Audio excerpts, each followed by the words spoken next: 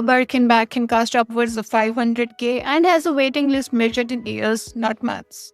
Hermès controls every stretch, every supplier, every retail experience. Bernard Arnault tried to acquire them and failed. And while LVMH built an empire of 75 plus brands, Hermès focused on perfecting one house with absolute control. Their market cap? Over 220 billion, more valuable than many conglomerates with dozens of brands. Welcome back to the Luxury Case Study series. Today we're examining Hermès, the masterclass in luxury independence, and why sometimes less is infinitely more. Hermès represents everything that makes LVMH approach look wrong, and yet both the strategies work brilliantly. Where LVMH acquires and scales, Hermès refuses and restricts. Where LVMH diversifies across categories, LVMH perfects within focused domains. Founded in 1837 as a harness workshop, Hermès remains controlled by the founding family 6 generations later. They generate over 13 billion in annual revenue with operating margins exceeding 40%, the highest in the luxury industry. Today we'll decode Hermès' strategic playbook, their fierce independence, vertical integration perfection, scarcity management genius, and why family control enables luxury strategies that public companies can't pursue. The Independence Fortress.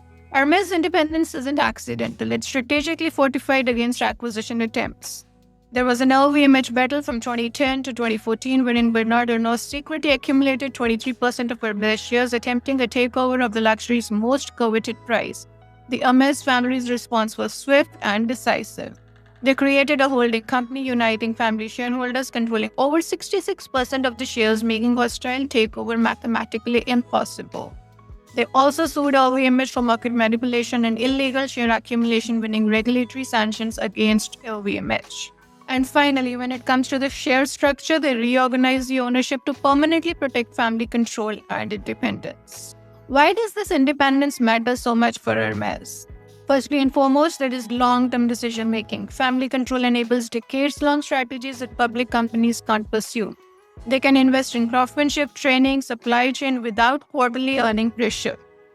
Secondly, the brand DNA protection. There is no risk of acquisition-driven changes to product quality, pricing strategy, or brand positioning. Thirdly, there is value alignment. Family shareholders prioritize brand stewardship and heritage over short-term financial optimization. And finally, there is a cultural consistency. There is unified vision and values across the generations, unlike conglomerates managing diverse brand cultures. Next, let's talk about the vertical integration perfection. If LVMH demonstrates vertical integration at scale, Hermès demonstrates vertical integration at perfection. Let's talk about the supply chain control first. There is leather supply, wherein Hermès controls tanneries, maintains exclusive partnership with the world's finest leather suppliers. They control quality from hide selection through the tanning processes. When we are talking in terms of manufacturing, they have 60 plus production sites in France, with 80% of the products made domestically. And this isn't cost effective, but it's quality obsessive. Thirdly, the craftsmanship training. Hermès have their internal training program and they develop artisans over years.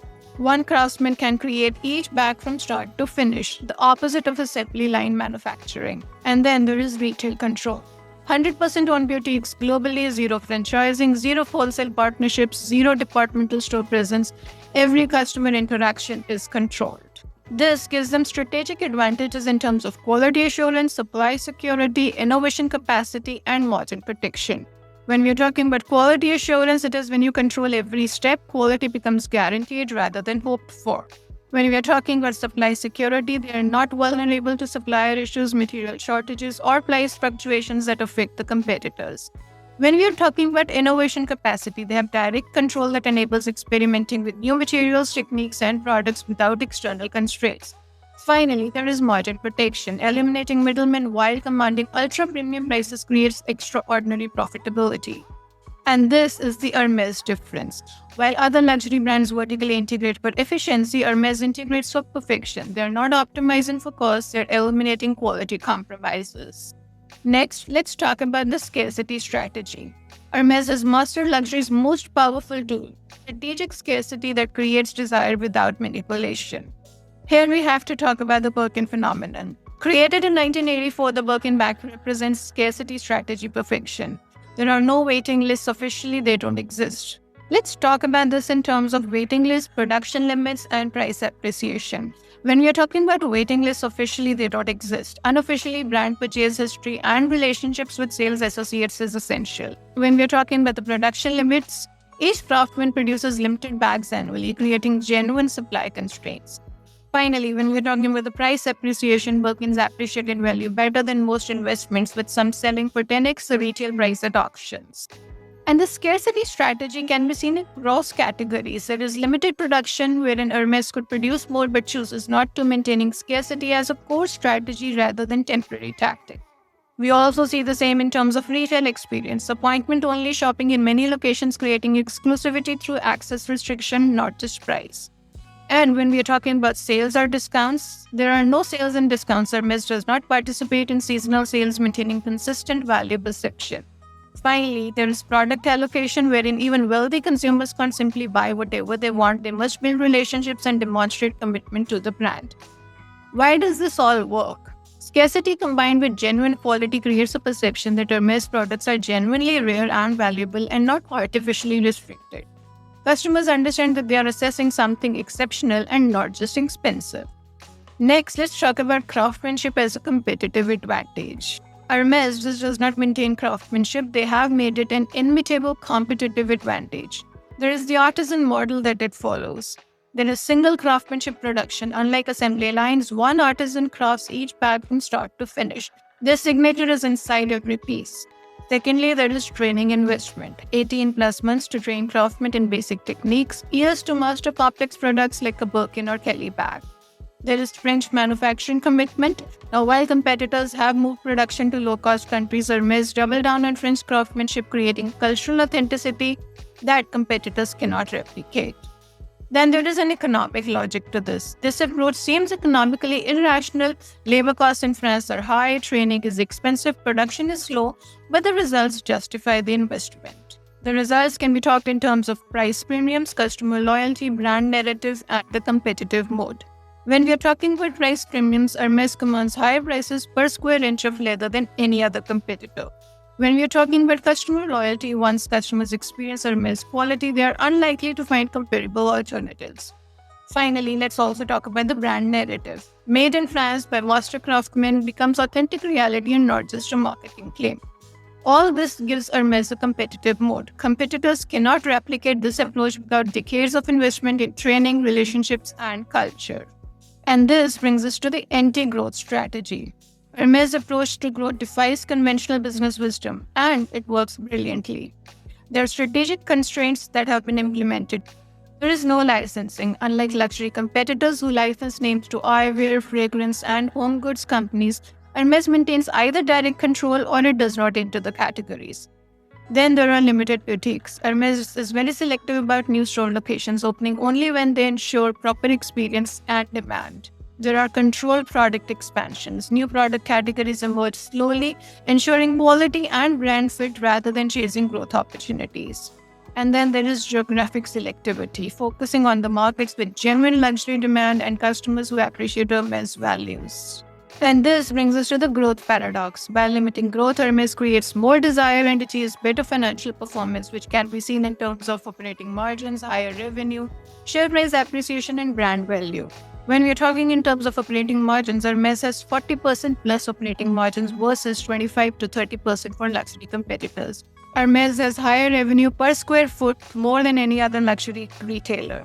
It has share price appreciation outperforming most of the other luxury conglomerates. It has brand value that attracts acquisition attempts from luxury titans. So why does this constraint work for Hermès? Hermès understands that luxury thrives on scarcity and exclusivity. Every constraint they impose makes the brand more desirable, allowing higher prices and better margins that fund continued craftsmanship investment. So what are the lessons that can be learned from Hermès' success, and what can other luxury brands learn from Hermès' independence model? There are some strategic principles. Less can be more. Focus and perfection within limited domains can outperform diversification and scale. Long-term thinking. Family or private control enable strategies that quarterly earning pressure would prevent. Thirdly, the quality obsession. Uncompromising quality creates competitive advantages that can't be copied quickly or cheaply. Strategic scarcity, limiting supply to maintain desire and value perception even when demand exceeds the capacity. And then there is cultural authenticity. Deep connection to heritage and place creates authenticity that marketing cannot manufacture. So when does this independence work best? It works best with brands with genuine craftsmanship heritage worth protecting. Markets where scarcity increases rather than decreases demand. Categories where quality differences justify extreme price premiums. And families committed to long-term stewardship over short-term gains. In conclusion, we can say that Hermès proves that in luxury, the road less traveled can be more profitable. While everyone builds conglomerates, they build perfect independence. While competitors chase growth, they enforce scarcity. While others optimize efficiency, they obsess over quality. The key insights out here are that Hermès succeeds because they understand that true luxury isn't about accessibility or scale. It's about creating objects and experiences so exceptional that scarcity becomes justified rather than just artificial. Their independence enables purity of vision that conglomerates struggle to maintain. Their family control supports generational strategies that public markets won't tolerate. Their vertical integration delivers quality that outsourcing cannot match. But here's a crucial understanding. The Hermès model isn't replicable by most of the luxury brands. It requires patient capital, generational commitment, cultural authenticity, and genuine craftsmanship heritage. Most brands attempting this approach would fail. Hermès succeeds not just because they're independent, but because independence enables them to pursue strategies that perfectly align with their heritage, capabilities, and market positioning. In our next case study, we'll examine Kering's transformation strategy, how a retail conglomerate became a luxury powerhouse through acquisition and brand reinvention.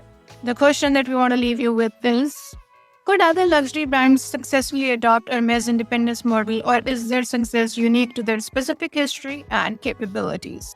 Let us know in the comments, and we'll see you in our next case study.